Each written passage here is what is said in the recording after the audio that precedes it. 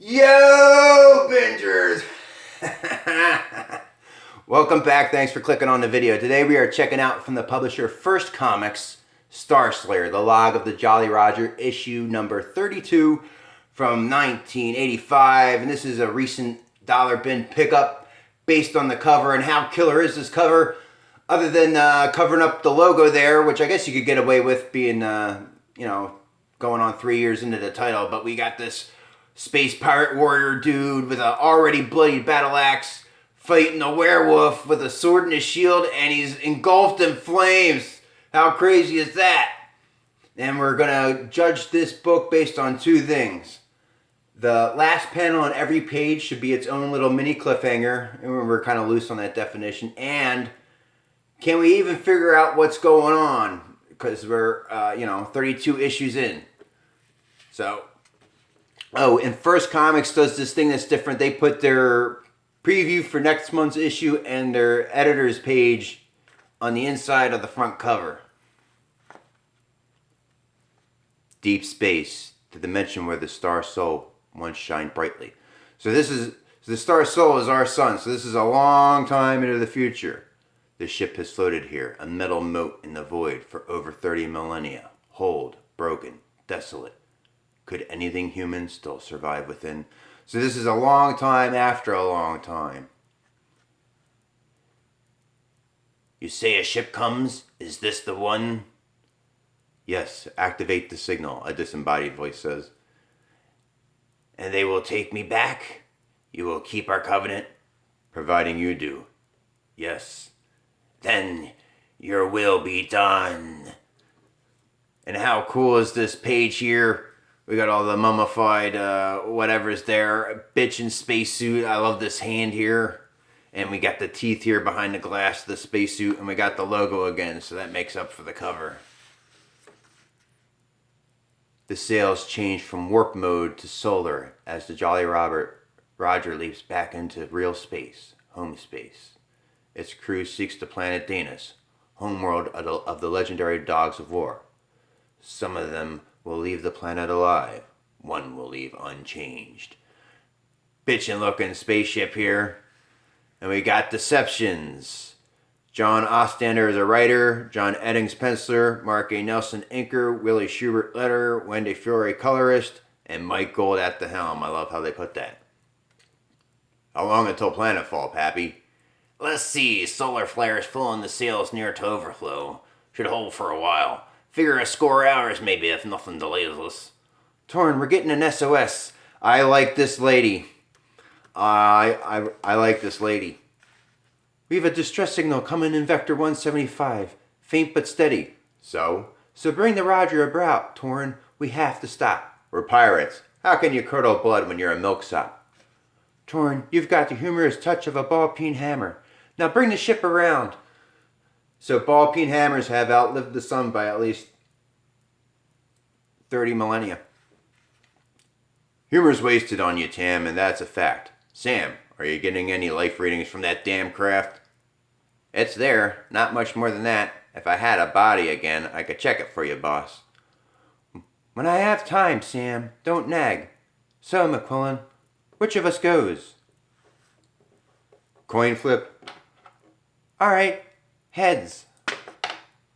Oh, I messed up. Let's do that again. Ah, she should have won. Never mind. You've won a lot of these flips lately, McQuillan. Let me see that coin. No, I think not. You might ask Sam, though. He can make a duplicate for you. All right, so just stop it for a minute here. This does a great job of introducing all the colors, right? We know him. He's Pappy. And he's, what's it, Torrin McQuillan? She's Tam. We got this voice inside a machine called Sam that used to have a body and once won back. All this already banged, 2 pages. Plus the prelude there with the monster and the spaceship. All right, so I'll take Hamilton with me then, shall I? Pity, now I'll have to be here when you get back. Well, what is it, We're stopping? Are we going to pillage or rob or loot or what? We're launching a rescue mission for some poor soul what's stranded, miss. Well, pooh, rescue? What sort of pirate ship is this? So Captain Torin was saying, maybe we should start being a mite more bloodthirsty, starting with our female captives. Well, I'm bored. I think I'll go back to my room. Come, Swill, I'll let you do my toes now. Oh, thank you, mistress. So this is a little funny scene. She's one of those. Great artwork on the spaceships again here. Suited up, are you, Hamilton? I thought you didn't need one. For short periods, sir, no, but our search might provide to be of indeterminate length, and precautions seem advisable. Also, communication is facilitated. A large ship, sir. Any preference as to where the search should commence? Control room, don't you think? Very good, sir. No sign of a body, living or dead, Sam. Unmanned vessel wouldn't pack a distress beacon, boss. Maybe entering control room, up by all appearances. I think we found the late master of this vessel, Sam. Late nothing, boss. Switch to your infrared in the eye patch. I've got a heat pattern.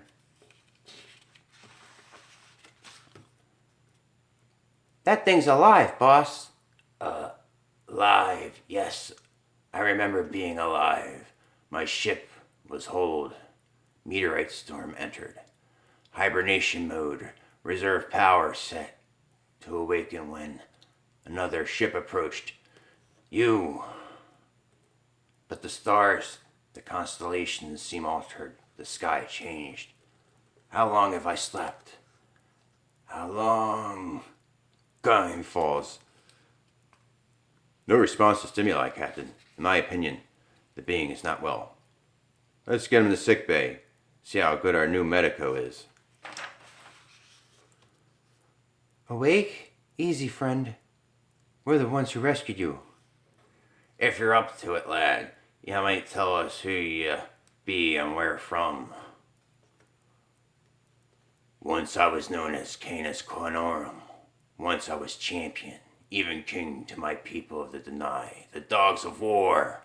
Once, but the weapons of war differ from those of statecraft and intrigue, and I was only a simple soldier, plain honest and blunt. An evil cabal brought me low, cast me out. Aimlessly, I wandered the void. The rest I think I told you. That you did, but your records show this happened 30,000 years ago. Dr. Fitzgerald, is such a thing possible? A man should never have to diagnose without benefit of bourbon. Still, theoretically, it's possible. Cryogenically. Woof! So long asleep. I love this doctor. I need to go home. Do you pass near Danis by chance? By chance we go to it. Rest now. We'll be there in a few hours. Do you believe his story? I lived one that's strange. Let him be for now. Danis, the capital city. Barokan. Ahoy, city, we come in peace and would speak to your king, if he were willing. Land and be at peace, Jolly Roger. The Lord of the Deny will receive you. Asleep still? Then let Canis be. The Lady Der Ust is also confined to the ship. Landing party away. The legend of the StarSlayer is not unknown to us. Our Lord, Snurf Girl Turl, is eager to meet you. As I he. Is the large edifice yonder his? No, this is the temple of the sword and the shield, our holiest shrine, where rest the remnants of the light sword, the sword of light and the shield of night. The friezes upon its walls give their history. In the darkest days of our greatest need, Fenra sent its bright angel of death, Sargon, and she gave the sword and shield to Barocus, our first champion. With them, Barocus overthrew our foes, and we vowed to repay our debt with our lives, if and when necessary.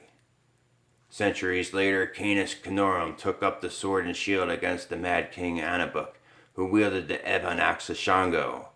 With Sargon's aid, Anabuk was destroyed, and Canis sat upon the throne. The sword and shield were broken in that battle. It is said one day one shall come from the sky and restore them, and the deny will fulfill their destiny. So this is the great job here. We find out that one lady's name again. That's why I stopped there for a second. And I love like the artwork here, the use of colors, and then like the use of like, you know, the old school limited color palette, how they did this here through time. And then we get a little side note here to read warp number 7. Now, I don't have warp number 7, but I do have warp number 5. And that looks, I picked that up. That looks really cool. I also have the first issue of Warp here. But I also have warp number 5. Well, if you want to check out those comics, comment below. Alright. And what became of Canis? The power he tasted corrupted him. He tried by foul means and dishonorable to taste it again. We drove him out. He was never seen again. Until now. Torin, you go on ahead. I think I best check on our guest. Good idea. Bright angel of death. The throne room in the palace. Our respects, great king. We're of the ship the Jolly Roger, and I'm... Yes, I know all about that. Is everything in readiness? Da.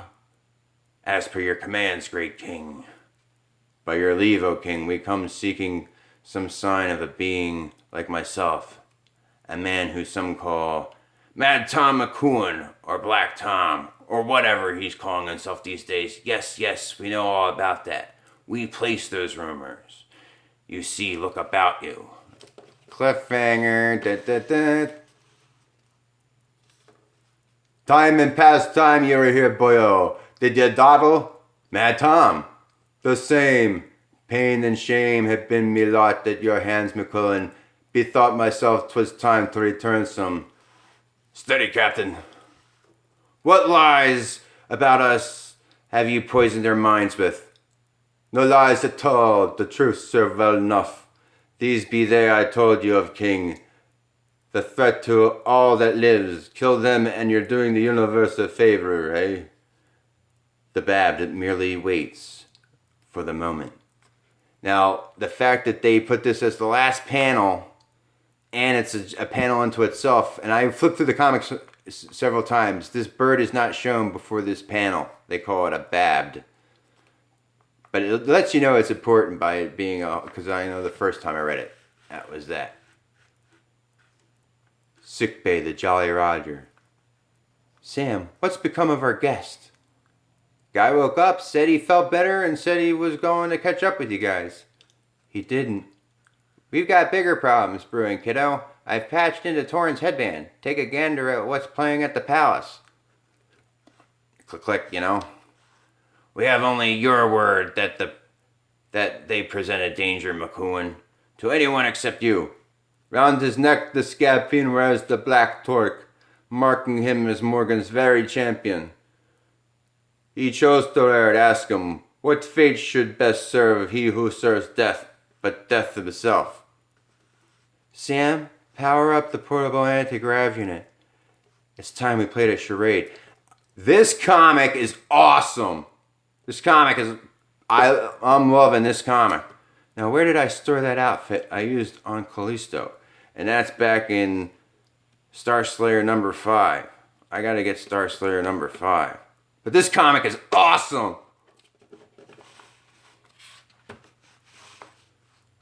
Alright. The Sanctuary, Temple of the Sword and Shields. That was the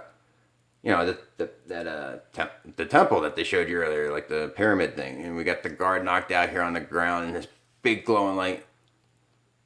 And we got this disembodied voice. This is the same voice from on the spaceship in the very beginning. I did not free you from sleep and death so that you could feed the dark woman. Their deeds were necessary. They would have kept me from this place, warned others, hindered me. You knew what I was when you revived me, asked me to be your avatar. Woof. You know the lust that burns in me. You accepted it, made it part of our covenant. I know what I do, what I've become, the shame I feel has consuming as your fire, but I must feel the rapture, the ecstasy of the power flowing through my body once more before I die. Lust be damned, shame be damned, honor be damned. Give me the power to mend the sword and the shield, and I will give you McQuillan's head. So be it. Dun, dun, dun, dun.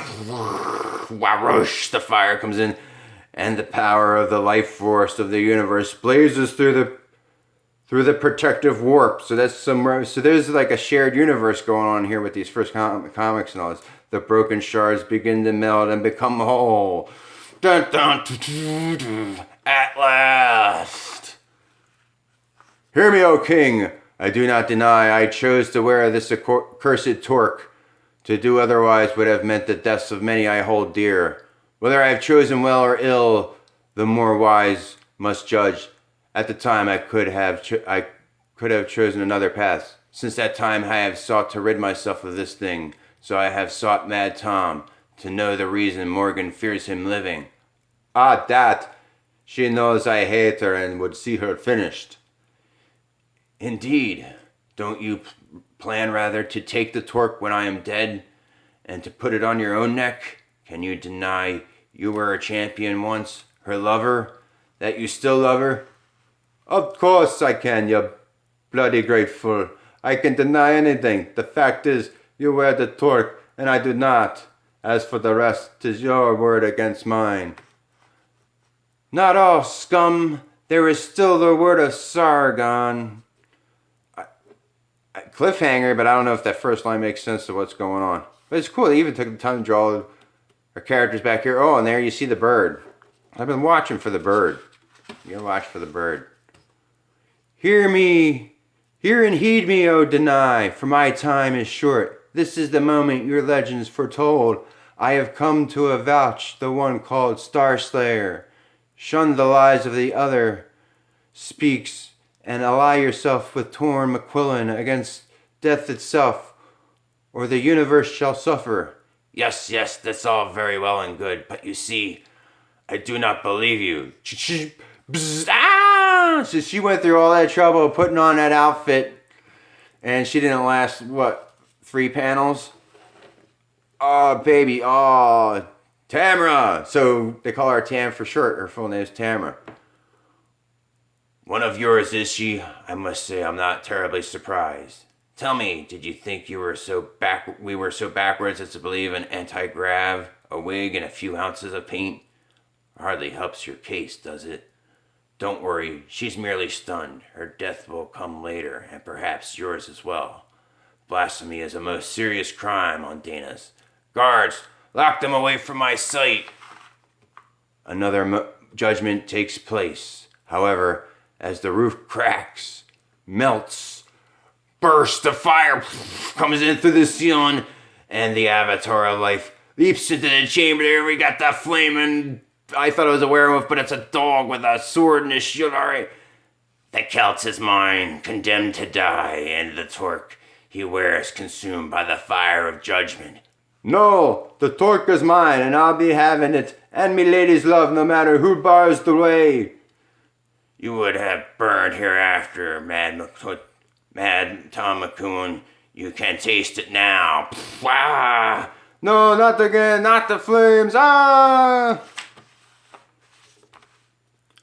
Whoever or whatever you are, stranger, you wear a Danian's form. I am Lord of all Danian. Put up the sword and shield, blasphemer, or know our wrath. Stranger, know me, false king. I am Canis Canorum, come to reclaim my own. When I finish with the off-worlds, I'll cut your crown from you and place it bloody upon my own brow. Pappy, get the crew out of here. Ah! Well, I do what I must. So here comes the bird. Come to me, Bab. What matter if we live or die? Just so long as we send our foe to hell and the devil. And it transforms. Now the battle is very nearly equal, fought between two raging beasts, primal forces that have been unleashed in this universe. Crash! Indeed, it is renegade Danian who is at the disadvantage. How bitchin' is that art? It is torn between the host's lusts for power and the god's need to destroy Torn. Death's avatar is driven only by pure, primal, boiling hatred and a desire to kill. So it is the victor. Ah, he slices strong. We got the guts. Dun, dun, dun. And look, even death does not satiate the demon. He's chopping it up on the floor. Chop, chop, chop. Looking upon the last from its butchery, the avatar turns its face to the living. Captain, no. No. From me, witch. Another time you escape my judgment, Slayer. There shall be another time. As for you others, know who and what you serve. Remember! So that must be the disembodied voice from the beginning, who's like, I guess, the main villain going through this plot thread. And my comics just fell, don't worry about that. It seems your charges were correct, Mad Tom McCoolin. McCoolin is dead if ever he was. The fire burned the false memory away that Morrigan placed on me. At last I know who I truly am, and why the Dark Woman fears me. Suddenly, shadoom! Ho, Denai, sound the trumpets and beat the Toscan. Battle is upon you. What is this, another avatar? In this aspect or any other, O king, still am I Sargon, the one true mistress of war. Next month, the Battle of Torque. All right, and then there's another story in here. We're not going to read the Black Flame, but I just like how the credits are on a tape deck. So 1980s. It's 1985, so smack dab in the middle. I think this comic did a great job of introducing the characters. It gave you an idea this guy wears the torque, this guy McQuillan, and it allows him, they don't explain everything, but they explain it, right? They told you, it's a curse, you had to choose it at the time or people would die. There's some stuff you don't know exactly what's going on, but it's one issue of a comic. I think this thing did a great job as far as like little cliffhangers, almost every, it's not everything, but man, this had some great parts in it. Like this right here, this was a great comic. All right, everybody, wow. Record breaking, we're over 20 minutes, so I'm not going to eat up any of your time. Okay, everybody, have a good one. Until next time. Oh, all that YouTube stuff, whatever. I don't care, really. But until next time, I'll see you in the back issues. Catch you later.